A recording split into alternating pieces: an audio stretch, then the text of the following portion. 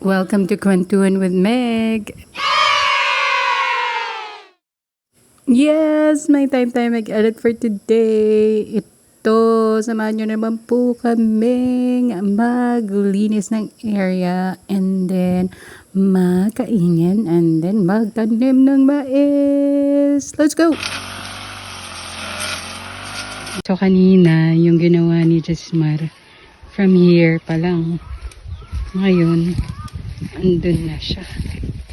Yan ang laki na ng na ano niya. Na grass cutter. Oh my gosh. Yan. Yan yun. Dati mahaba yan, diba? Parang ganun yun. So, hanggang saan ka, Jesmar? Hanggang saan yan? Ha? Hain ito. Tub-tub din.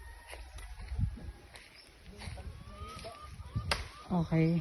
Pero yan syempre kung asan lang abutan, 'di ba? Yan.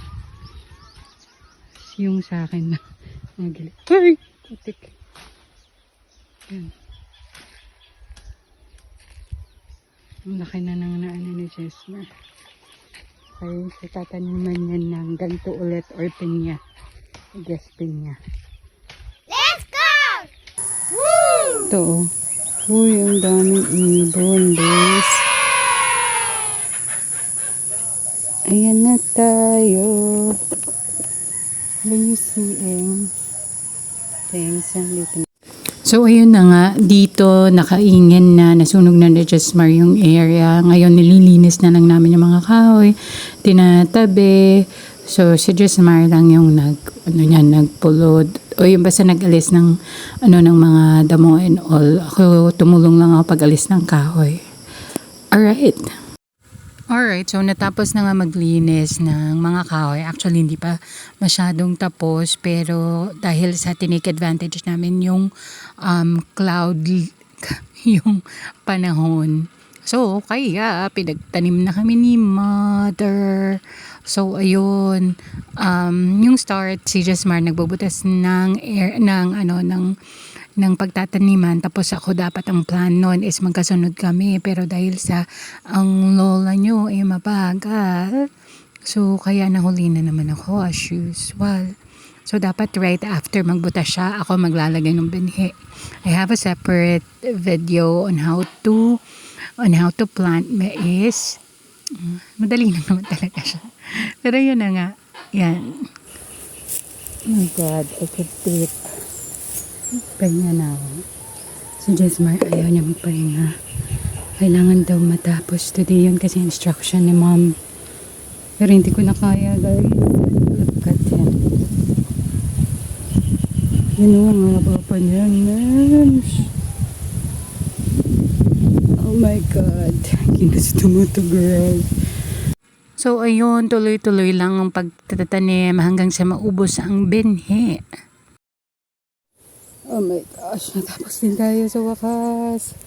Oh boy, it is really tiring. So, biruan nyo yung mga farmers. They're doing it every day or if not every day. Sa nakakapagod siya. So, totoong magtanim ay di biro. Anyways. Alright. This is our second day. Second day. Third day ko pala. Sorry. First day naglinis. Second yung nagtanim kami na hindi natapos. Ito yung continuation ng aming pagtatanim. Ayun na naman si Jesmar. Nauna na naman as usual. Pero habol tayo. Let's go! Alright, continuation po ng ating pagtatanim ng mais. So, this time, medyo mabilis na and then maaga kami. Nung mga nakaraang araw kasi, parang 7 na kami nag-start. This time, 6:30, mga ganon. Para hindi mainit. So, mas mabilis ang trabaho kapag ganitong hindi mainit.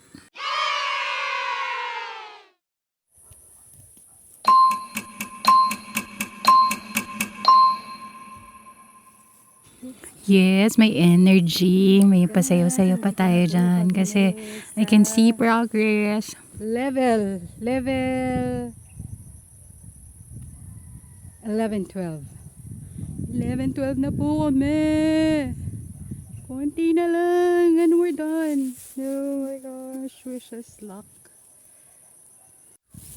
Alright, so we're on the last three pa. Pero hindi ko alam kung kaya pa yung seeds sa ano na to, sa tatlong levels. Yes, nauna na ako ni Josmar. Nag-break kasi ako. Yung short break naging not so short break. Supposedly 5 minutes but it took like 7-10 minutes. Okay, ito. Gawin natin.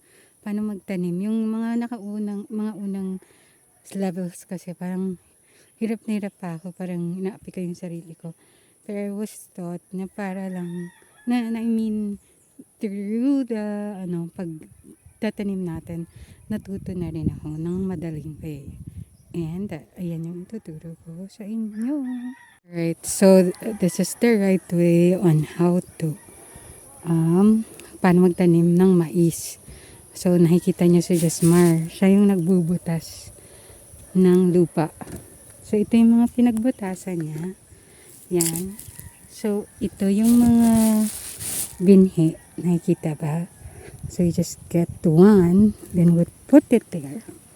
Yan. Tapos we use the boots to put the soil. That's it. Ano lang.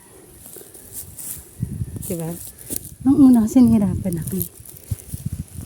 Yun lang. Diba? Pati tayo naglalaro lang ng sungka. And there are times na, halimbawa, pwede nating sabay-sabay yun. Pag trip lang, diba? Para lang to make it fun. 1, 2, 3, 4. Then we do the thing.